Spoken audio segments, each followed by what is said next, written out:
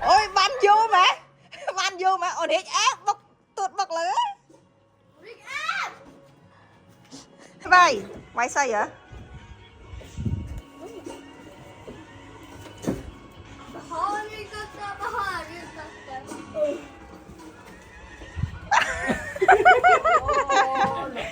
Trinh á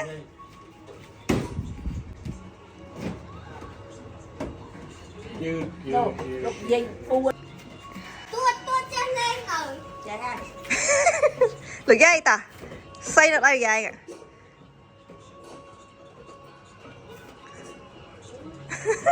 tài tụi dây bay đi tụi mũi sai trắng à Sến, trái xanh đó cái